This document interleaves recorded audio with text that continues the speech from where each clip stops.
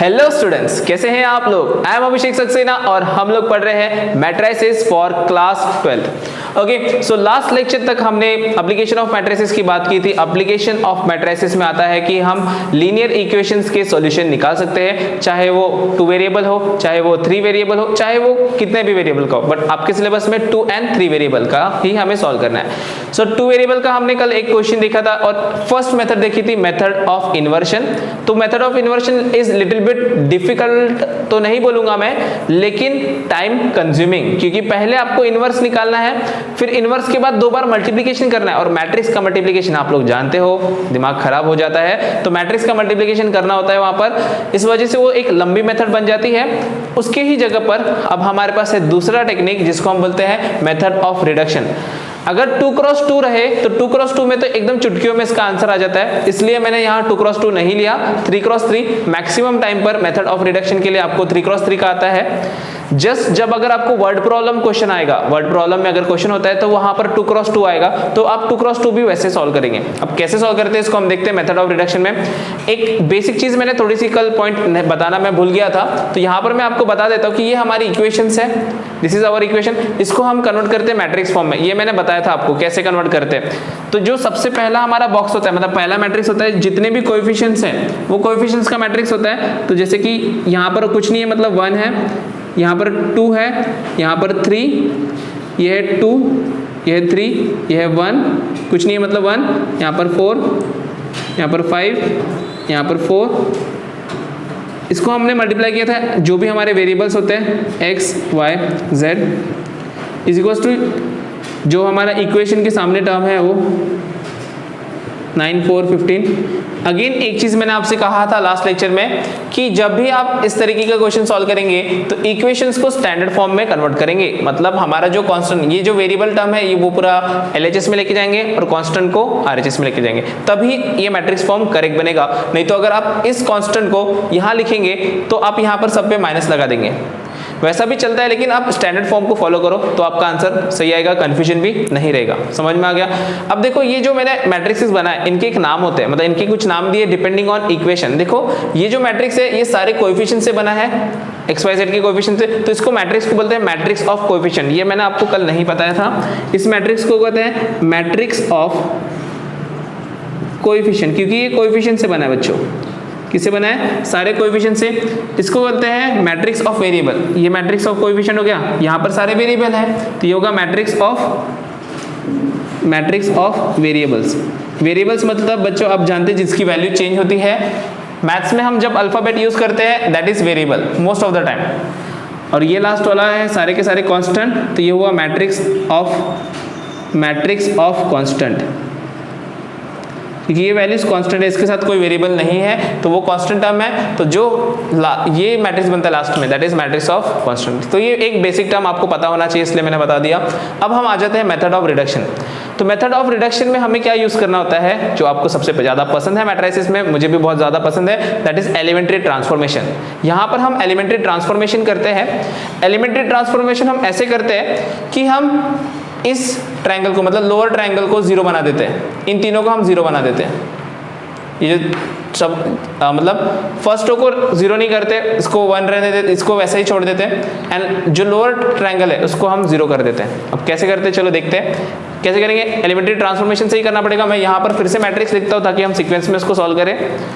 तो सबसे पहला मैट्रिक्स लिख देते हैं हम। यहाँ पर है 1 2 3, then 2 3 1, then 4 5 4 into x y z is equals to 9 4 15।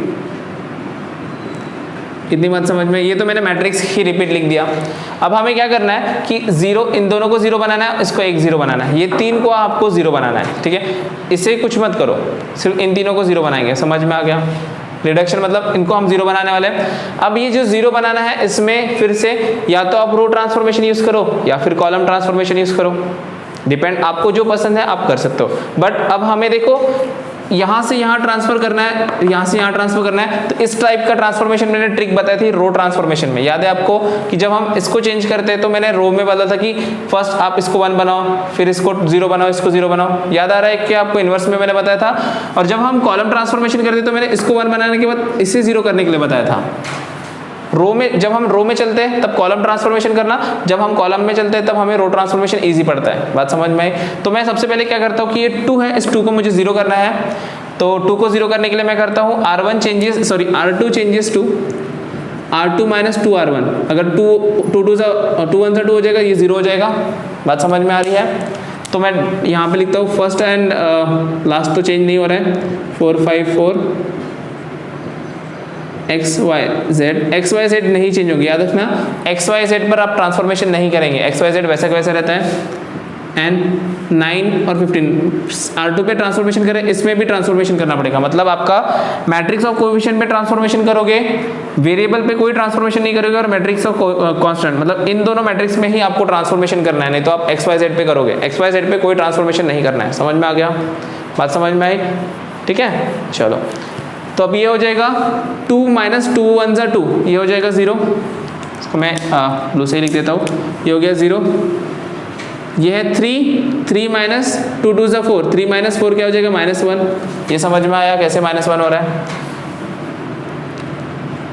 Then 1 R2 है 1 माइनस 2 इंटू R1, 1 माइनस 2 3 6, तो 1 माइनस 6 हो गया, 1 माइनस 6 आएगा -5। तो हमारा ये पहला 0 हो गया। अब हमारा कोई टेंशन नहीं है, चलो मतलब R2 सेट हो गया। ये जो रो है उसमें पहला ही 0 करना है, ठीक है। अब हमें R3 में ये 4 और 5 दोनों को 0 करना है, 4 और 5 दोनों को 0 करना है। तो मैं करता हूँ यहाँ पर R3 changes to R3 minus 4 R1। क्या बात समझ में आ रही है? R3 माइनस 4 R1, ठीक है। चलो तो ये हो जाएगा। फर्स्ट सेकेंड को तो चेंज नहीं करना है, तो 1 2 3 वैसा का वैसा XYZ। ओके, मैं एक चीज़ भूल गया, यहाँ का बीच का ट्रांसफॉर्मेशन नहीं किया हमने। तो ये है 4 minus 2 into R1, 4 minus 2 9 18, 4 minus 18, तो ये हो जाएगा -14। समझ में आ गया -14 कैसे आया? अब यहाँ पर मैं R3 कर रहा हूँ तो पहला और दूसरा तो वैसा का वैसा रहेगा, सिर्फ लास्ट वाला चेंज होने वाला है। तो R3 तो 4 माइनस 4, तो पहला टर्म सॉरी सेकेंड नहीं लिखा है मैंने, 0 -1 -5। यहाँ पर हो जाएगा 4 माइनस 4 0, पहला टर्म आ जाएगा 0। ये समझ में आया? उसके बाद R3 है 5 माइनस 4 R1, 5 माइनस 4 2 8, तो 5 माइनस 8, तो 5 माइनस 8 क्या हो जाएगा -3। 5 माइनस 8 कितना हो जाएगा -3। समझ में आया? और लास्ट है हमारा 4, तो 4 माइनस 3 4 कितना हो जाएगा 12, 4 माइनस 12 तो हो जाएगा -8। क्या आ जाएगा यहाँ पर? -8। समझा यहाँ पर? चलो लास्ट अब इसको भी सॉल्व करना है। 15 माइनस 4 9 36, तो 36 में से 15 माइनस करो, कितना हो जाएगा 15 प्लस 6 मतलब 21, तो -21 मतलब यहाँ पर आता है 15 माइनस 36, तो 36 में से 15 माइनस करो तो ये आएगा 121, तो -21 आएगा यहाँ पर। ये समझ में आ गया? क्लियर है? अब ये भी हो गया। अब मुझे इस 3 को करना है 0। क्या करना है? इसको 0, बट ये 0 चेंज नहीं होना चाहिए, ये 0 चेंज नहीं करना है। तो अब मुझे इन दोनों का ट्रांसफॉर्मेशन करना पड़ेगा। समझ में आ रहा है? तो R3 चेंजेस टू R3, ये तो माइनस है पहले से, तो उसको माइनस कर देता हूँ, -3 R2। समझ में आ गया क्या किया मैंने? अब फर्स्ट एंड सेकेंड को कुछ नहीं करना है, 1 2 3 0 -1 -5, देन XYZ तो यहाँ पर हो जाएगा 9 -14, सिर्फ लास्ट वाला चेंज होने वाला है। तो R3 है यहाँ पर 0 माइनस 3 0 से 0 माइनस 0 आएगा, तो ये तो पहला वाला तो कुछ नहीं होने वाला, वो 0 ही रहेगा। अब दूसरे में देखो -3 माइनस 1 3 तो ये हो जाएगा -3, तो ये हो जाएगा -3 माइनस 3 1 3 माइनस प्लस हो जाएगा -3 + 3, तो ये भी हो जाएगा 0। समझा क्या कैसे किया मैंने उसको? अब लास्ट है -8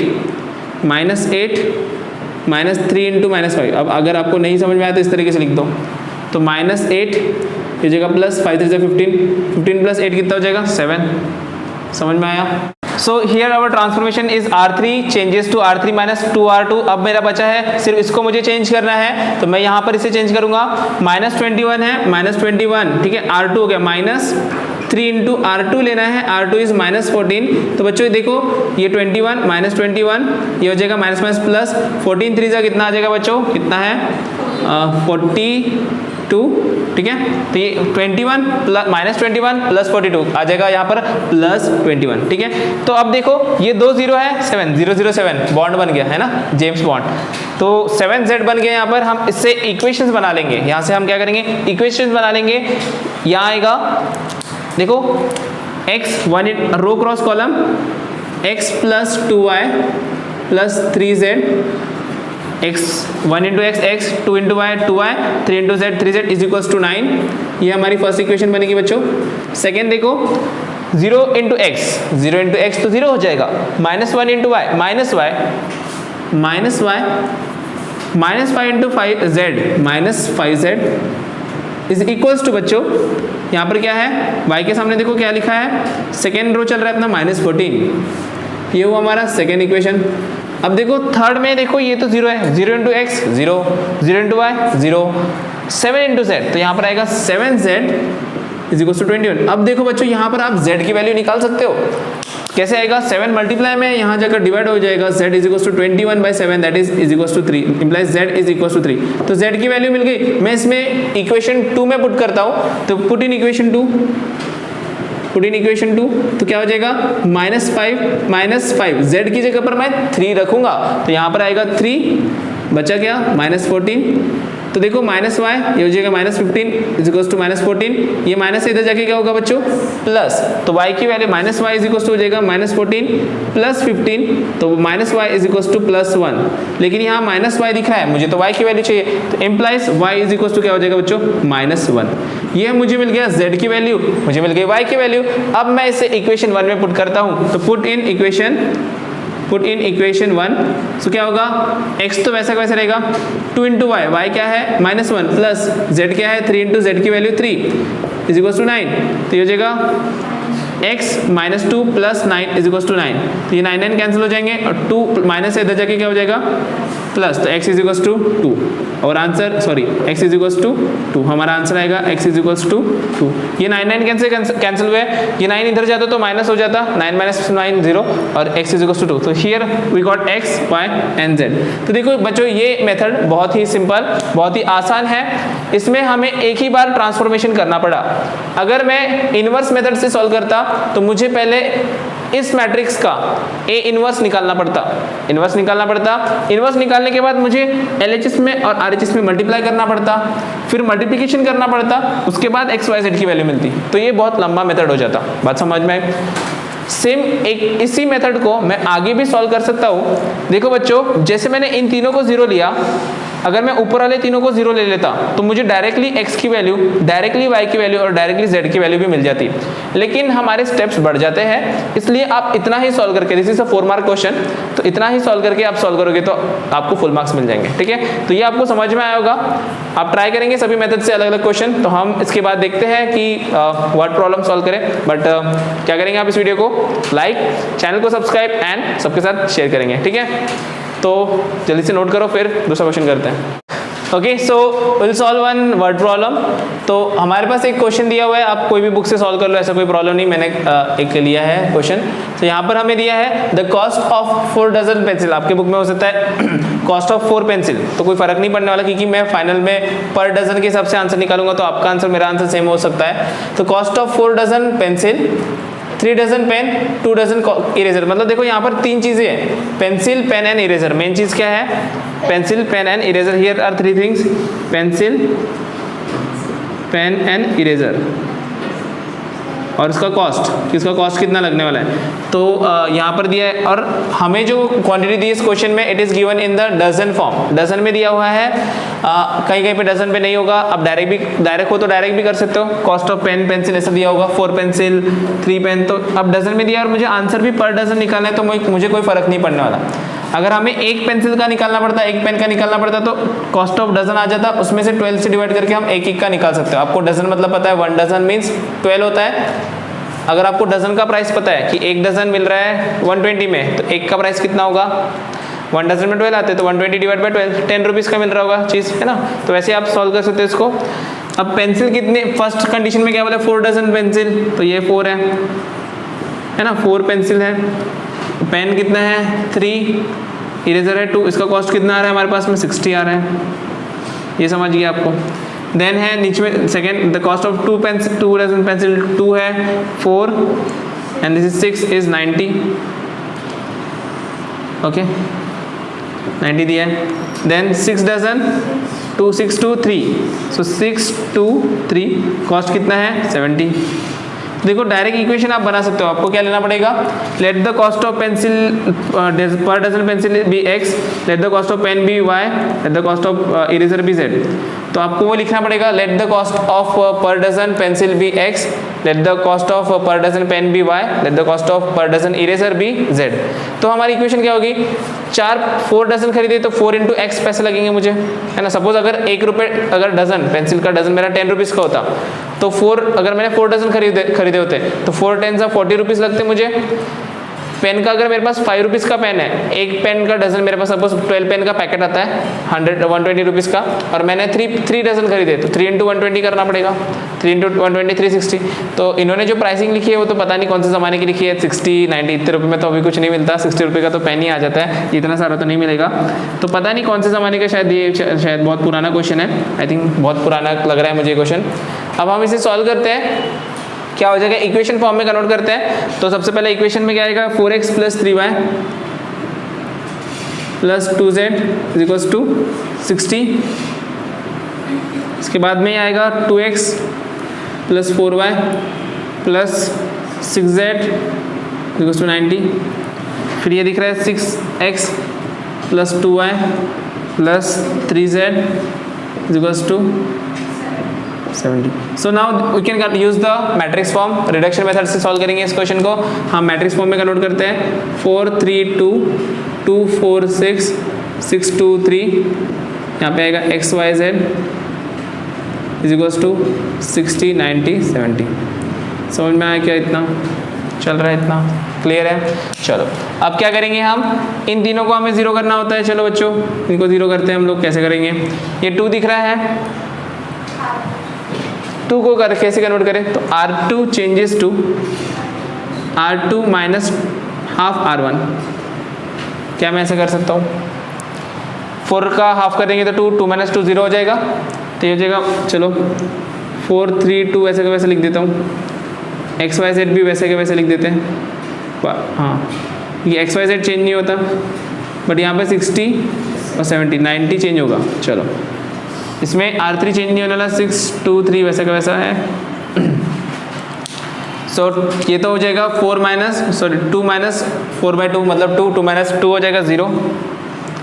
अब देखो ये है 4 माइनस 1/2 3 मतलब 3/2 आने वाला है, यहाँ पर क्या आने वाला है 3/2। 4 माइनस 3/2 कितना हो जाएगा फिर बच्चों, 2 4 8 8 माइनस 3 5/2 आ जाएगा यहाँ पर आंसर। समझ में आ गया 5/2 कैसे आया, 5/2 समझ में आ रहा है। क्या किया मैंने, देखो नहीं समझ में आया तो स्टेप लिखो। R2 क्या है यहाँ पर 4 माइनस 1/2, R1 कितना है 3, तो ये हो जाएगा 4 माइनस 3/2, क्रॉस मल्टीप्लिकेशन ये 8 minus 3 divide by 2 that is 5/2। समझ में आ गया इतना। चलो फिर इसके बाद में क्या है हमारे पास में 6 है, 6 माइनस R2 है 6 minus 1/2 R1, 6 minus 1 that is 5, यहाँ पर आएगा 5। ये समझा कि नहीं समझा। चलो देन क्या इस 90 को चेंज करना है, R2 है 90 माइनस 1/2 R1 है 60, तो 90 माइनस 30 आ जाएगा, 90 माइनस 30 दैट इज 60, तो यहाँ पर हमारा आएगा 60। चलो क्लियर है, यहाँ तक कोई डाउट नहीं है मेरे ख्याल से, तो समझ में आ गया। अगेन अब हम सॉल्व करते हैं 6 को 0 बनाना है। अब ये 6 को 0 कैसे बनाएंगे हम, रो ट्रांसफॉर्मेशन कर रहा हूँ, आप कॉलम ट्रांसफॉर्मेशन भी यूज़ कर सकते हो, मुझे रो पसंद है इसलिए मैं रो ट्रांसफॉर्मेशन कर रहा हूँ। अब देखो यहाँ पर 6 है तो R3 changes to R3 minus R1/6, sorry यहाँ 4 है ना तो 6 R1/4 4 से डिवाइड किया, 6 को मल्टीप्लाई किया तो 6 1 6 हो जाएगा, 4 4 कैंसिल होगा। कैसे होगा देखो, पहला 4 3 2 0 5/2 5 x y z 60 60 और लास्ट वाला चेंज होने वाला है, अभी R3 चेंज होने वाला है। सबसे पहला R3 देखो क्या है, 6 है, 6 माइनस 6/4 R1, तो R1 तो 4 है, 4 4 कैंसिल हो गया, 6 - 6 0, तो यहाँ पर आएगा 0। समझ में आया कैसे 0 लाया। देन R3 क्या है बच्चों, अब R3 है 2 माइनस 6/4, अब R1 क्या है, 3 है, ये हो जाएगा। अब इसको 2 माइनस हो जाएगा 18/4, 4 2 8, 8 माइनस 18 डिवाइड बाई 4, 8 में से 18 गया माइनस 10/4, और इसी को मैं लिख सकता हूँ माइनस 5/2, 2 से डिवाइड कर दूंगा तो यहाँ पे आएगा माइनस 5/2। समझ में आया क्या माइनस 5/2 कैसे आया बच्चों, क्लियर है यहाँ तक के। जो स्टेप लिखा है आप उसको साइड में सॉल्व करके आंसर लिखेंगे तो भी आपको चलेगा, कोई डिफिकल्टी नहीं, गलत करना नहीं है, बस सीक्वेंस में बराबर सॉल्व करते रहो। फिर है R3 हमारा 2 हो गया। अब चलो R3 कौन सा बचा है हमारा, ये 3 सॉल्व करते हैं। 3 माइनस 6/4 हमने खुद से लिया, देखो 6/4 मैंने लिया और ऊपर है 2, तो ये हो जाएगा 3 माइनस 12/4, 4 3 = 12 माइनस 12 डिवाइड बाई 4, ये तो गलत हो गया हमारा, 12 माइनस 12 ही आ गया यहाँ, तो ये तो 0 ही बन गया हमारा। दिस वन बिकम 0, ये तो हमारा 0, ये तो बनना नहीं चाहिए था 0 है ना, तो ये 0 बन रहा है हमारा। क्या करें अभी हम इसको, चलो क्या हो गया देखो, 3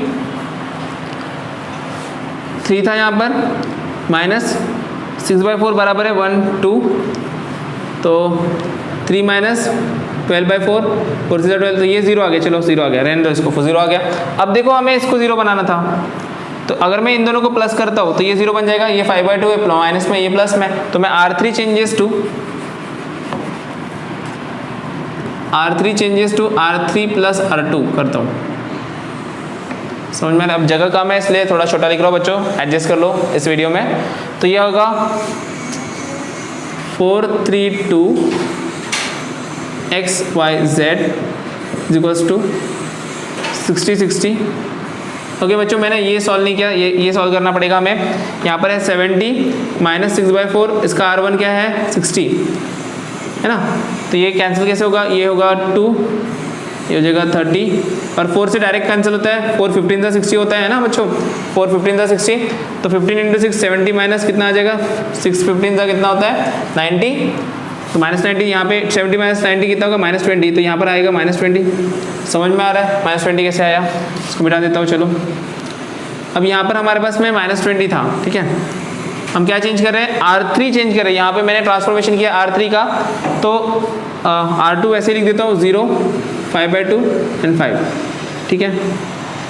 अब देखो R3 changes to R3 plus R2, तो 0 + 0 तो 0 ही रहेगा, ये हो गया 0। अब ये माइनस 5/2 प्लस 5/2, ये भी हो जाएगा 0, और लास्ट टर्म है 0 + 5, तो ये हो जाएगा 5, और इन दोनों को प्लस करते हैं 20 + 60, तो 60 माइनस 20 कितना हो जाएगा 40। ये हमारा आंसर बन रहा है। अब यहाँ से हम इक्वेशन बनाएंगे, यहाँ से आपको आता है क्या करना है, ये फर्स्ट इक्वेशन बनेगी 4x + 3y + 2z is equal to 60। ये तो हमारी पहली इक्वेशन दी है, इक्वेशन 1 ही है हमारी, ये वाली इक्वेशन ही है हमारे पास में, फिर से वैसे ही आ गया।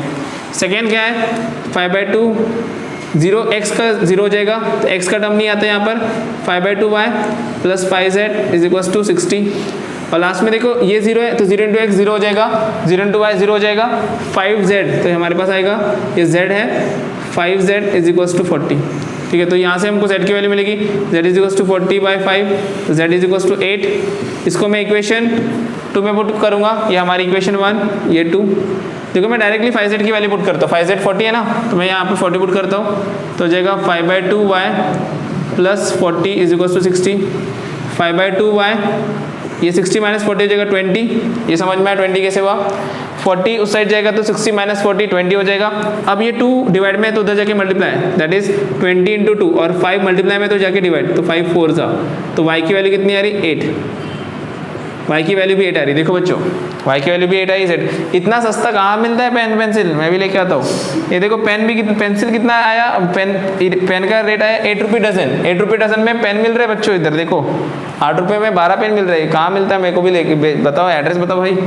चलो अब x की वैल्यू निकालते हैं, किसमें पुट करेंगे, मतलब y की वैल्यू मिल गई z 8, z की वैल्यू भी मिल गई 8, क्लियर है। Put in 1, put in equation 1, तो क्या आएगा 4x प्लस 3y, तो 3 इंटू 8 प्लस 2 इंटू z मतलब 2 into 8 is equals to 60। 4x रहने देते हैं, 3 8 24, 2 8 16 इज इक्वल्स टू 60। ये प्लस हो जाएगा 4x प्लस ये हो जाएगा 0 1 3 3 plus 1 40 is equals to 60। 4x की वैल्यू आएगी 60 माइनस 40, तो 4x की वैल्यू आएगी 20, x की वैल्यू आएगी 20/4, दैट इज x की वैल्यू आएगी 5। तो 5 रुपीज़ में डजन पेन मिल रहा है। ये कहाँ से मिलता है, मतलब मुझे भी शॉप का एड्रेस दे दो। ओके सो सॉरी, या 5 20/4 दैट इज 5 रुपीज़। तो आप अगर यहाँ पे लिखेंगे answer 10, this is a 4 mark question, इसलिए आंसर मस्ट है। वर्ड प्रॉब्लम में आपको आंसर लिखना पड़ता है 10 the price per dozen are. First लिखेंगे पेंसिल, पेंसिल का कितना है ₹5। सेकेंड पेन का आया ₹8 एंड इरेजर का आया ₹8 पर डजन। सी तो ये शॉप में तो जाना ही पड़ेगा हम लोगों को शॉपिंग करने। ठीक है बच्चों, तो यहाँ पर हमारा हुआ वर्ड प्रॉब्लम। इस तरीके से आप अलग अलग वर्ड प्रॉब्लम सॉल्व कर सकते हो। हम इस वीडियो को यहीं पर स्टॉप करते हैं और यहाँ पर हमारा मैट्रिसेस चैप्टर पूरा कंप्लीट होता है बच्चों। आप बाकी क्वेश्चन सॉल्व करेंगे, अगर किसी में डिफिकल्टी या कुछ परेशानी आती है तो आप कमेंट में बताएंगे मुझे, या फिर मुझे कॉन्टैक्ट करने की कोशिश करो। I will try to help you with your doubts. ठीक है, तो क्या करेंगे, नेक्स्ट वीडियो मिलते हैं, नेक्स्ट वीडियो में नेक्स्ट टॉपिक लेकर कुछ नया सा चैप्टर स्टार्ट करेंगे। ठीक है, बट जाने से पहले एक रिक्वेस्ट है आप लोगों से, क्या करेंगे आप लोग, वीडियो को लाइक करेंगे, चैनल को सब्सक्राइब करेंगे एंड बेल आइकन पे क्लिक करके नोटिफिकेशन ऑन कर देंगे। ऑलवेज ऑन कर देना बच्चे, क्योंकि मैं आगे ऐसे और बहुत सारे वीडियो लाऊंगा। ठीक है, तो फिर मिलते हैं नेक्स्ट वीडियो में।